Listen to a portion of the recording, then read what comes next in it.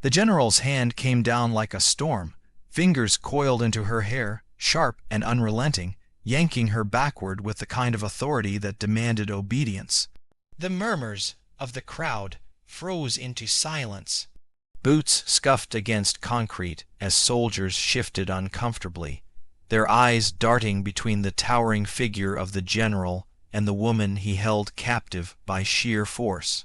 The midday sun scorched the parade ground, and yet it was the humiliation, not the heat, that burned hottest against her skin. She didn't flinch, not once. Her name was Captain Elena Ward, decorated twice for valor, survivor of the Border Ridge ambush, and once the heartbeat of her unit. Now she stood in front of them all, her uniform immaculate despite the dirt and sweat, her jaw tight but steady. The general's breath came hot and close to her ear, his words cutting like broken glass accusations that had no proof, fueled by pride, resentment, and the knowledge that she had dared to question him in front of others. No one moved, not her subordinates, not the officers who had fought beside her. The air was thick with something unspoken, fear, respect, and shame, all tangled into one suffocating silence. When the general released her, the weight of his hand left a memory against her scalp, but she did not touch it. She simply straightened her collar, looked forward, and stood at attention as if the assault had never happened. That silence, the kind that could crush a man's conscience, hung in the air long after he stepped back. For the briefest moment, even he seemed unsure of what he'd done. Elena had seen many forms of violence before. She had dragged bleeding comrades through mud that smelled of death. She had tasted dust while bullets cut through the air like invisible knives. But this was different. It wasn't survival against an enemy. It was betrayal within the walls that promised honor. Her eyes found the horizon, where the flags moved gently in the wind. She breathed in slow and steady. To the men and women watching, it looked like obedience. But inside, something ancient stirred, something that didn't shout or break, something that waited.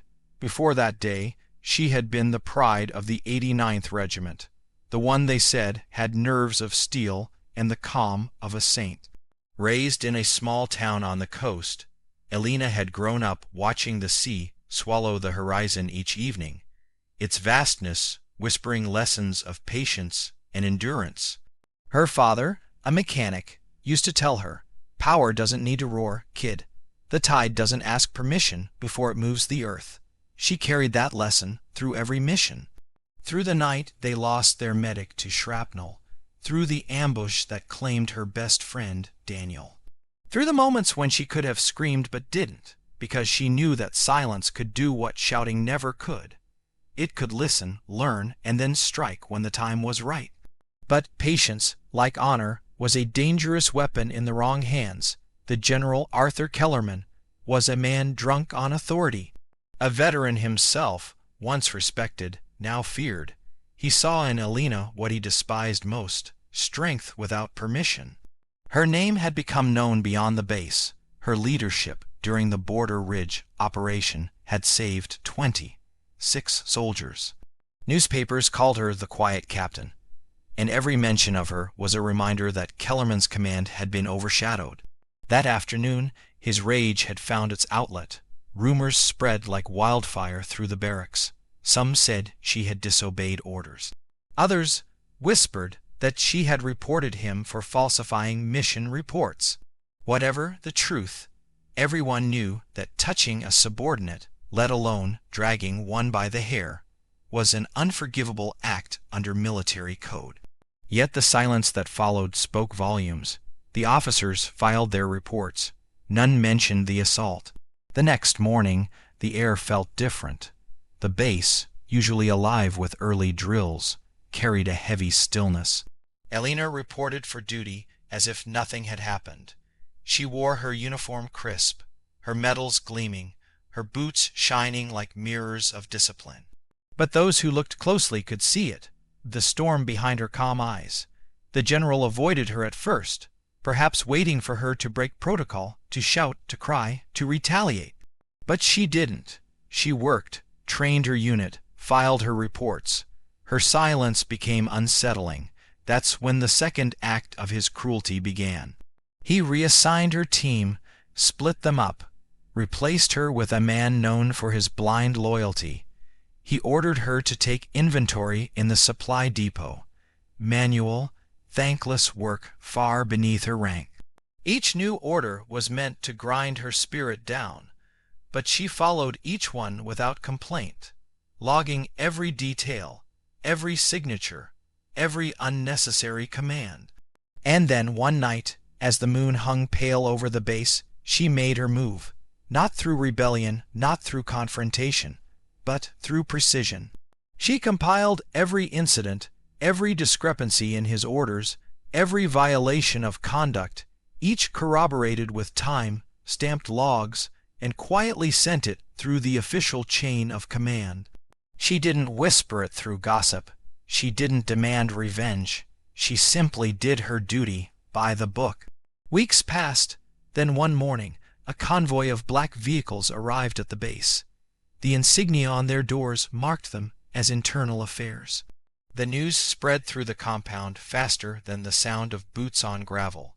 The general was called into his own office, this time not as the accuser but as the accused. Elena stood in formation with the others as they led him out. His once immaculate uniform was now a symbol of disgrace. The same parade ground where he had humiliated her became the stage of his downfall. Soldiers who once feared him stood in silence, not out of intimidation, but respect for her. Kellerman's eyes found Elena's as he passed. For the first time, there was no fury in them, only disbelief. Her expression was unreadable, but her stance told everything, unwavering, dignified, victorious without arrogance. One of the officers from Internal Affairs paused beside her and nodded slightly. It was a small gesture, but in that quiet moment, the entire base seemed to breathe again. Afterward, a message from the higher command circulated through every unit.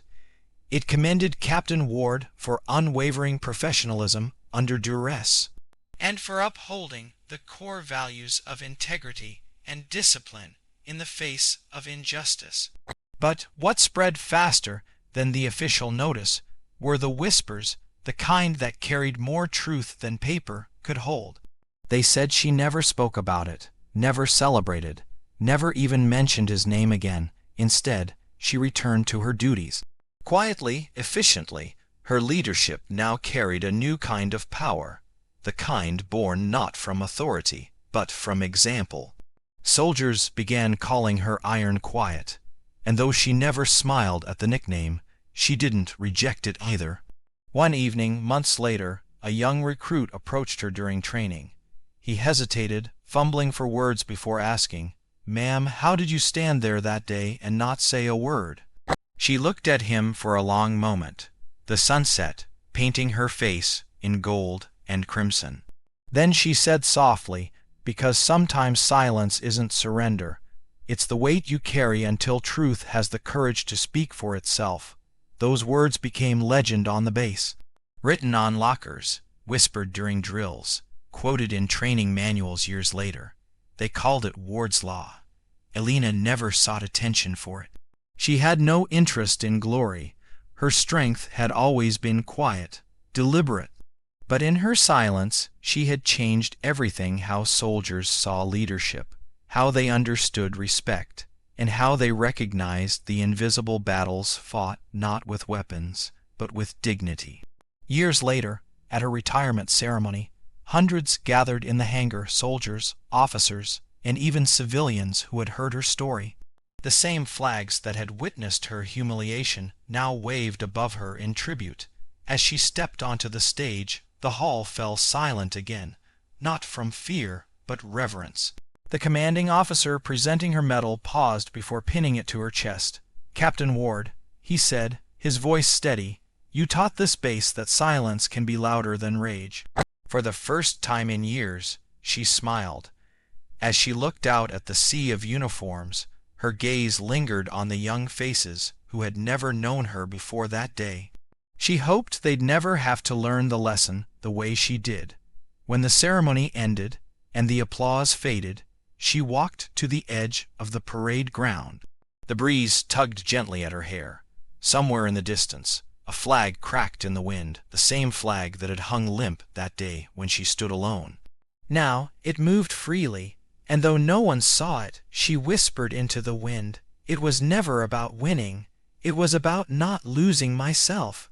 Her story spread beyond the walls of the base, beyond military circles, into homes, classrooms, and hearts. It became a reminder that true power doesn't need to shout, that honor isn't proven by rank or command, but by the courage to remain calm when others would break. And so, the woman the general tried to destroy became a symbol of something greater than victory. She became the silence that justice listened to. And in that silence, the entire base learned to stand a little taller. If you're still listening, think about what her story means to you. Respect is not given by titles, it's earned by actions. Sometimes, the quietest among us are fighting the hardest battles. Tell us where you're watching from. Share what you think of Captain Ward's story. And if you believe the world needs more people like her, more silent strength, subscribe. And stay for more stories that honor those who stand, even when the world tries to make them kneel.